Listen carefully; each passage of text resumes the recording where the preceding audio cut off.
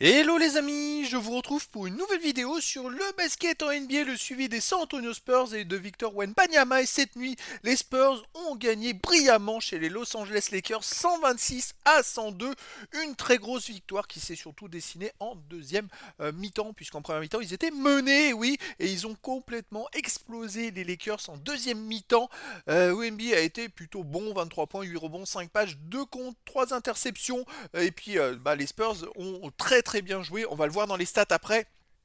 On va revenir sur les stats des deux équipes et des joueurs. On va voir le classement des Spurs dans la conférence Ouest à l'issue de cette nouvelle rencontre. Puis on verra également les stats de Wemby en détail sur ce match avec ses meilleures perfs sur un match, ses moyennes en saison régulière, ses stats dans l'histoire de la NBA à 20 ans, 21 ans et 22 ans en général dans l'histoire des Spurs. Pareil, 20 ans, 21 ans, 22 ans en général dans l'histoire des Français en NBA, 20 ans, 21 ans en général. Et on terminera la vidéo par un petit aperçu de la prochaine rencontre des San Antonio Spurs. Alors, ça fait du bien cette victoire. Une victoire plutôt facile, mais alors en première mi-temps c'était compliqué parce qu'au premier quart-temps, les Spurs menaient 28-26 plus 2, mais les Lakers ont renversé le match dès le début de deuxième quart-temps. Ils ont gagné le quart-temps, deuxième quart-temps 36-25 plus 11, qui fait qu'ils menaient de 9 points à la mi-temps. Ils ont longtemps mené de 9 points avant que les Spurs reviennent dans la deuxième partie du troisième quart-temps. Les Spurs remportent le troisième quart-temps 36-27 plus 9, donc ça fait tout simplement égalité à la fin du troisième quart-temps et dernier quart-temps, explosé par les Spurs 37-13 plus 24, et les Spurs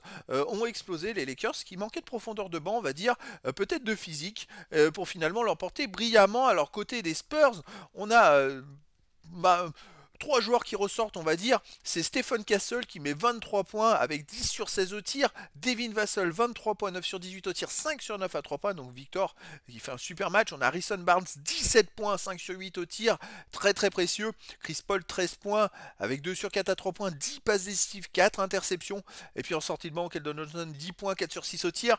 En fait, voilà, toute l'équipe a été très forte collectivement. Et puis individuellement, ils ont plutôt bien joué. Côté des Lakers, on peut noter Austin Reeves, 12 points, mais 2 sur 7 à 3 points, 8 passes, 5 rebonds. Anthony Davis, 30 points, 13 rebonds, dont 8 rebonds offensifs, 13 sur 18 au tir. Il a été très adroit. Ensuite, LeBron James, que 18 points, 8 passes, 5 rebonds, 7 sur 11 au tir, mais 7 ballons perdus. Et puis après, on a d'autres joueurs qui viennent ensuite. Alors, au total, à 3 points, les Spurs ont fait du 37% et les Lakers 32%, avec une adresse qui est quand même super, 53% à 45% pour les Spurs au tir. C'est quand même plutôt intéressant. Les rebonds, c'est à peu près équilibré. Les passes décisives, un peu plus pour les Spurs. Les interceptions, 16-9 pour les Spurs.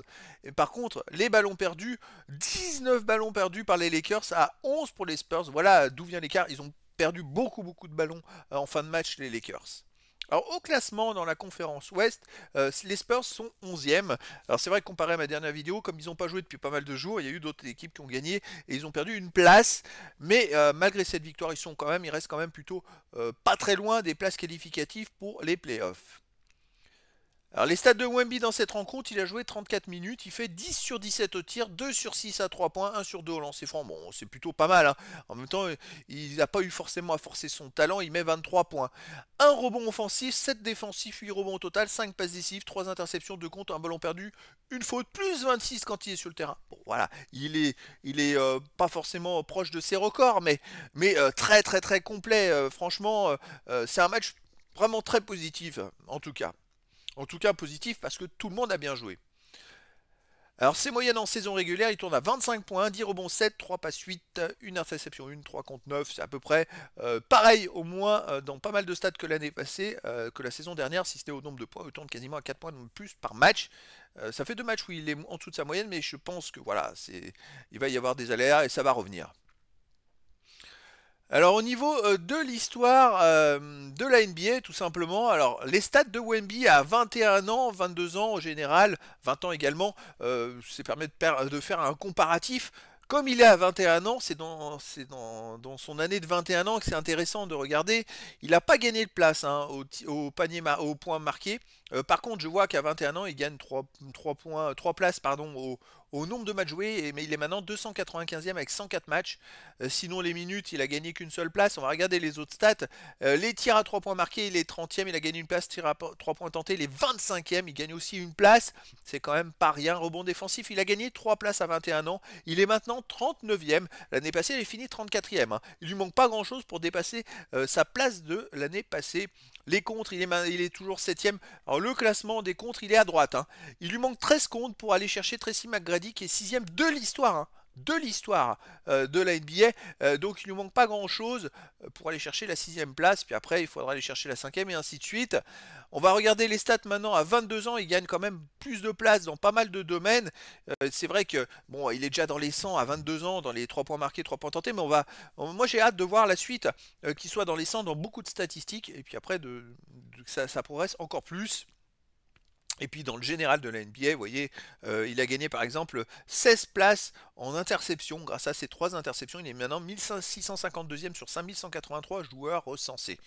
Donc ça progresse tranquillement. Dans l'histoire des San Antonio Spurs, alors il a 2 premières places à 20 ans, 4 à 21 ans et à 22 ans. Et il en a une, c'est au contre, hein, il en a 52 comptes d'ailleurs d'avance sur Tim Duncan. Il va falloir voir comment ça augmente. Les paniers à 3 points, ça se rapproche. Il en manque 57 pour dépasser Devin Vassell à 22 ans. Sinon, voilà les autres stats, j'essaie de regarder. Total rebond, il en manque 139 rebonds au total pour dépasser Mark Colberding à 21 ans et gagner encore une première place. Ça devrait être bon d'ici une quinzaine de matchs. Je pense qu'il va se rapprocher. Pour l'instant, c'est que sa deuxième année. Pour moi, vu qu'il y a des joueurs qui ont déjà 3 ans de NBA, voire 4 ans, il faut lisser sur plusieurs années. Je pense que c'est au bout de 3 années complètes de stats que lui, il dépassera en 3 ans ce que d'autres ont fait en 4, voire 5 ans. Voilà, tout simplement. Et c'est pour ça qu'il va gagner, grappiller des places et aller tirer vers le haut dans pas mal de stats. Allez, dans l'histoire des Français en NBA, bon, il a 4 premières places à 20 ans, 6 à 21 ans. J'ai rajouté les contres à 24 ans, puisqu'il a dépassé Rudy Gobert dans son année de 21 ans. Il a dépassé Rudy Gobert à 22 ans et 23 ans. C'est quand même assez phénoménal. Par contre, à 24 ans, il lui en manque 196. Mais bon, il a, les amis, beaucoup de marge. Hein. Franchement, il a 3 ans et demi pour le battre. Je pense que les 196 en 3 ans et demi, ça va être largement faisable vu qu'il a plus de 2 ans d'avance, 2 ans et demi d'avance. Et donc, il va continuer de gagner des points et puis de rentrer dans l'histoire, hein, parce que ces stats-là, elles vont être totalement imbattables. Hein. Alors après, dans les interceptions, il est maintenant à 97 interceptions de Tony Parker. Il est quatrième, il a gagné une place à 21 ans. C'est plutôt intéressant. C'est vrai que c'est pas non plus son plus grand fort, mais là, il en a fait 3. Il en fait régulièrement, 1, 2 par match. Voilà, c'est comme ça.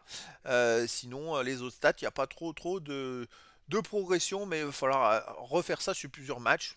On verra pour la suite. Alors maintenant, on va s'intéresser au calendrier. Le prochain match sera dans 2 jours, le 16 janvier, heure française, 2 h du matin. Aux États-Unis, on sera encore le 15 janvier.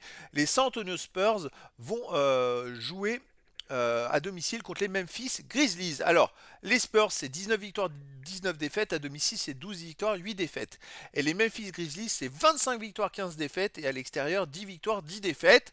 Eh ben, on va voir s'ils sont capables d'enchaîner une nouvelle victoire. C'est vrai que le road trip à l'extérieur, c'est un peu terminé, là, je pense. Et donc, ils vont pouvoir recommencer quelques matchs à la maison. Je crois que sur les 11 derniers matchs, ils avaient fait 9 matchs à l'extérieur, 2 matchs à domicile. Alors, il y en a un aux Lakers qui a été annulé, enfin, qui a été reporté. Mais voilà. Pour l'instant, ça suit son cours. Les Spurs, pour moi, peuvent continuer à batailler pour une qualif pour les prochains playoffs. Et ça va être à surveiller. Voilà les amis. Bah écoutez, je vous dis à très bientôt pour une nouvelle vidéo.